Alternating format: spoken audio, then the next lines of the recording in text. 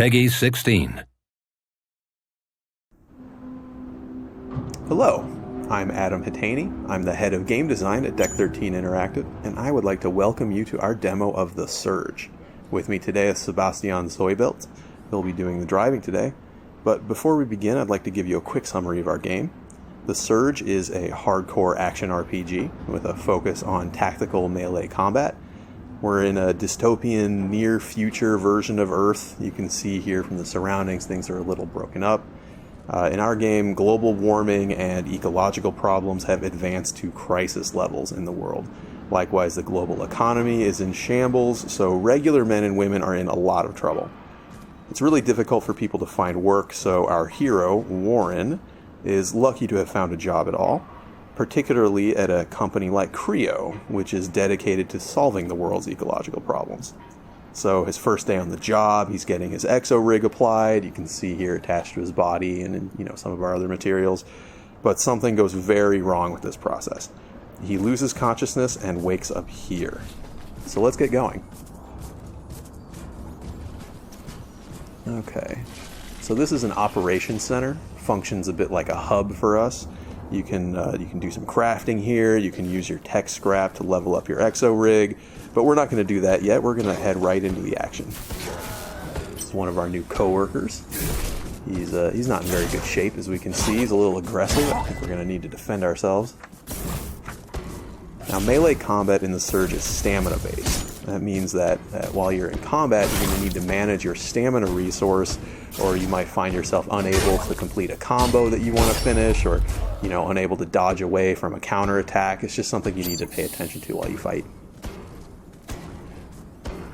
And in the Surge, attacks are not light or heavy attacks, but rather horizontal and vertical attacks. Now that's because the swing direction of your attacks actually matters.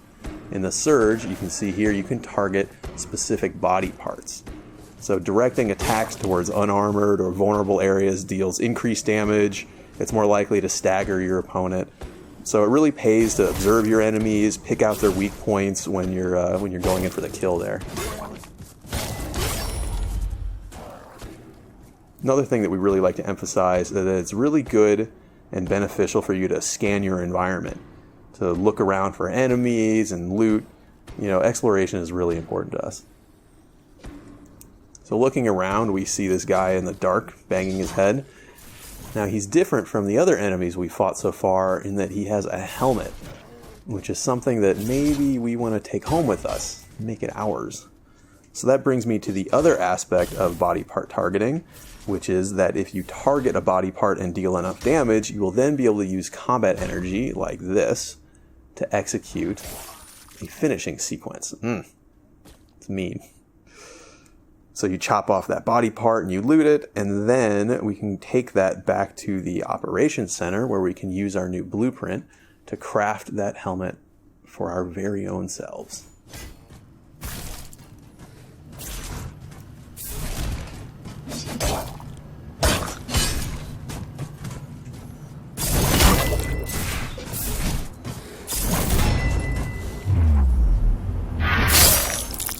That's not very nice.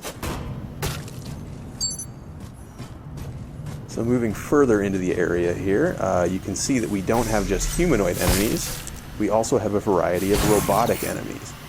Many of these will also have limbs that can be chopped off. This could give you various rewards, new implants, new weapons, things like that. But these disassembly drones are more simple. They don't have different body parts. They're just trying to chop you up. But we're not going to let them do that. And what is this? You see something in the rocket shell over here. Okay, this is also a new blueprint. So when we return to operations, we'll be able to craft the security staff as well. Looks like we're not able to go through that door yet, but there is an overcharge station nearby. So overcharging allows you to channel the core power of your exo rig to overload some circuits.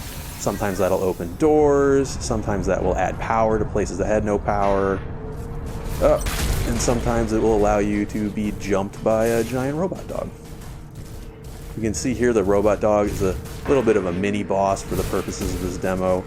It's much more aggressive than the other enemies we fought. deals a lot more damage, but as you can see, it also has a weakness. If we punch it right in its robot eye when it's leaping at us, we can actually interrupt it and then score a follow-up attack of our own.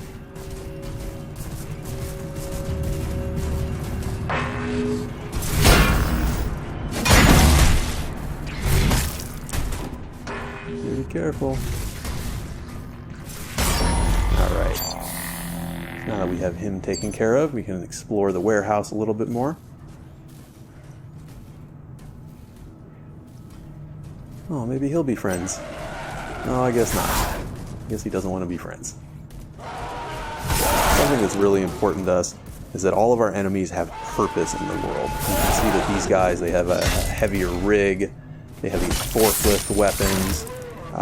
You know, they really fit in the area that they're found. They're kind of like these mover, loader employees, but the way they yell and attack you shows that there's something still a bit wrong with them.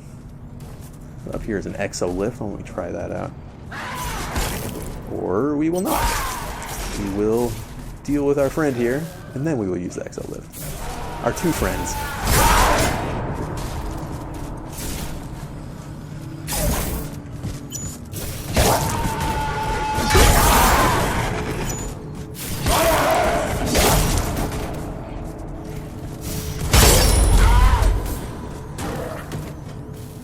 Alright, well done. 2 for 1. Okay, so an exo-lift, it's the way that Warren can reach different vertical areas, can go higher or lower.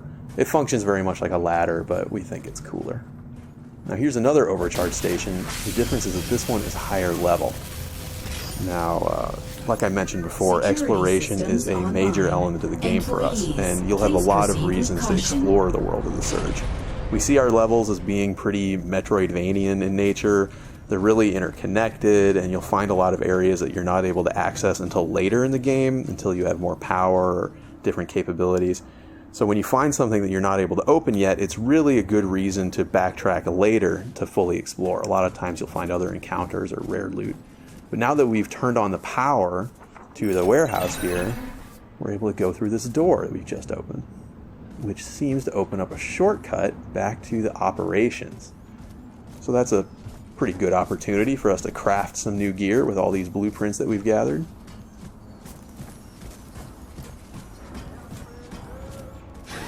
This is not a scheduled break time. I think it is a scheduled break time, thank you. So up ahead here is a med bay. This is what allows you to use your tech scrap to power up your exo rig. It heals you, of course. And then here we have a crafting station, so let's use that. Okay, so we see the blueprints that we've acquired so far. We see the helmet, we see the staff. Let's go ahead and make these things. Make a staff, make the loader weapons. And this is really the core gear loop for the game. You know, you cut off pieces from your enemies, you learn the blueprints, and then you use those to craft new equipment for yourself. So let's go ahead and try on some of these things that we've crafted. Security staff, loader weapons, that sweet new helmet that we got before, and we also have this armor piece. Now, this particular piece of chest armor will illuminate in the darkness. It casts these bright lights. It helps you to see, helps you to find enemies and find loot. You know, other armors will, you know, do things like protect you from environmental hazards. So it's really important for you to experiment with different pieces of equipment, see what sort of special effects they give, so that you know how to approach all the challenges of the world in the most effective way. So like I said, we can use tech scrap at the med bay to level up our core power. Looks like right now, yeah, we don't have enough to get a full level up yet, but that's okay, because now we've banked that tech scrap so we don't lose it when we die. And then we also have the implants, which I mentioned before. So implants can have passive benefits. They can also be active injectables like Sebastian has been using to recover his health when he's low. But all implants use different amounts of core power. So as you play the game, you really have to sort of balance the core power requirements and your total core power against the you know, your personal gameplay style and the sort of effects that you think are most important. Alright, so why don't we head out and try some of these new toys that we've made. Be careful out there. Okay, so this is the way we like to do cutscenes in Surge. We don't like to take control of your camera, you know, we make the cutscenes all part of the movie. What that means is that whether you watch them or not, they're always just going to occur around you, and whether you pay attention or not, it's really up to you. Sometimes we'll offer a context camera so you can have a more cinematic view, but it's never required. It's always your choice. And all of our different weapons, they have different move sets, different feels altogether, different finishing sequences. Pretty brutal. So as you get new weapons in the Surge, you'll really want to test them out, see which one feels the best to you, which one is most effective in your own hands. It's really your choice.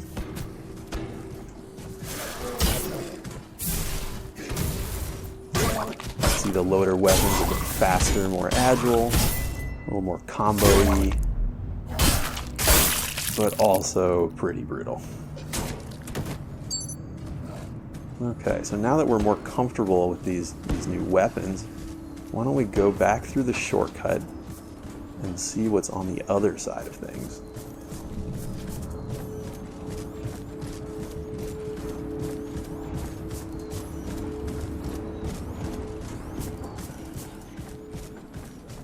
Super dangerous.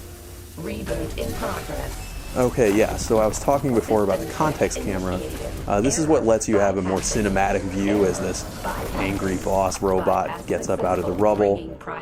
You can watch it if you want. You can also prepare for the boss fight. That's totally fine. You can see he wanted to shoot you with the railgun. Fortunately for him, it has malfunctioned, so he's going to have to use a little bit more of a personal touch.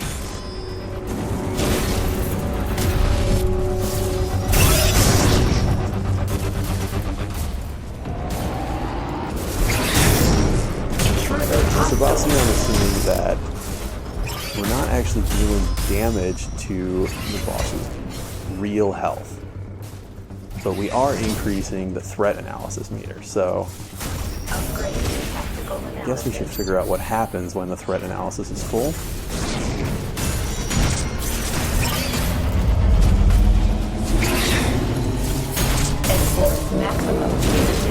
Punitive measures, huh? Rehabilitation implemented. Well, of course. Rockets. Not very nice. That's what I do when I feel threat. But we still haven't dealt any damage to its real health bar. So maybe, if we're careful, use those rockets against it somehow. Oh, it's pretty close.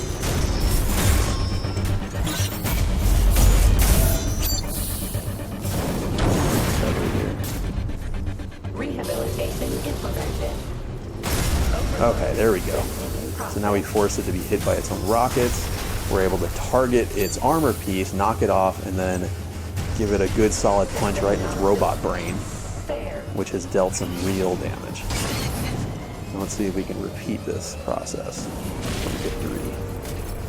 Now, one thing to note is that you know, this is one way to defeat the boss, but it's certainly not the only way to defeat the boss. And this easier method does not allow you to receive the most powerful loot. So if you want the best things off the bosses, then you know what to fight them fair. Show honor.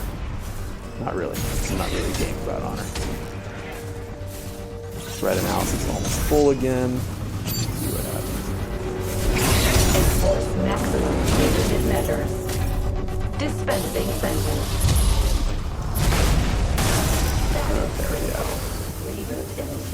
Down, see if we can get at its other armor piece. Okay, very nice.